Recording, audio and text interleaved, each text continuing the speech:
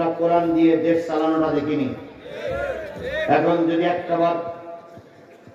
একটাবার যদি কোরআন দিয়ে দেশ চলে, দেশে শান্তি আসতে পারে কি পারে না? তাহলে আমরা কি একটাবারের জন্য কোরআন দিয়ে দেশ চলুক এটা কি চাই না? এই কথা বলেন, এটা কি চাই না? তাহলে আল্লাহ বলতেছে মিসকিনের মাল যারা খাবে তারা যদি জাহান্নামে যায়, তাহলে আপনারা মিসকিনি মাল খাওয়ার পার্টির পক্ষে থাকবেন না বিপক্ষে থাকবেন? সিদ্ধান্ত আপনাদের। এবার 3 নম্বর লাইনটা খুবই ভয়াবহ। ভাই ভাই মুরব্বি মুরব্বি মুরব্বি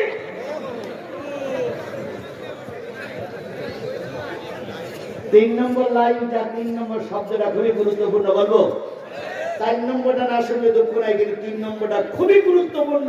এই 3 নম্বর লাইনটা নারী পুরুষ ইমাম প্রিন্সিপাল সুপারিনটেন্ডেন্ট সবাইকে শুনতে হবে, বক্তারও শোনা লাগবে। কারণ 3 নম্বর লাইনটা আমরা সবাই জড়িত। বলবো কষ্ট হচ্ছে? সমস্যা নেই, আমি সময় মতো আজকে ছাড়িয়ে দেবো, কোনো টেনশন নেই।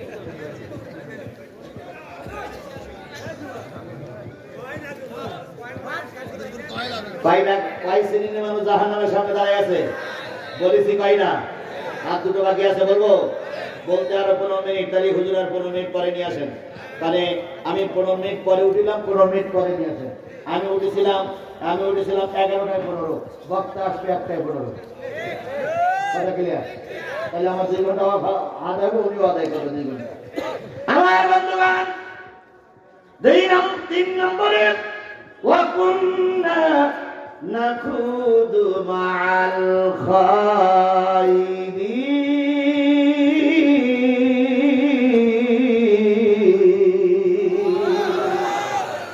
আল্লাহ বললেন বান্দারা শোনো, 3 নম্বর লাইনে যারা দাঁড়ায় আছে জান্নাতি মানুষগুলো উপরের থেকে জাহান্নামীরা জাহান্নামের দরজা খুলে একসঙ্গে বলবে বুঝলাম।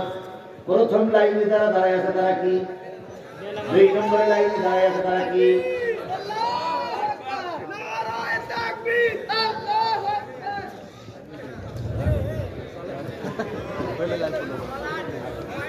বলবো একজনের হক নষ্ট করে তো লাভ হবে না ভাই, একজনের হক নষ্ট করে লাভ হবে না ভাই।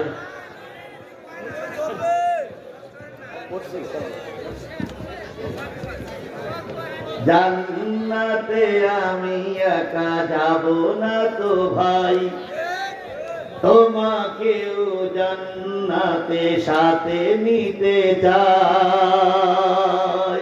জান্নাতে আমি একা যাব না তো ভাই, জান্নাতে তোমাকেও সাথে নিতে চাই।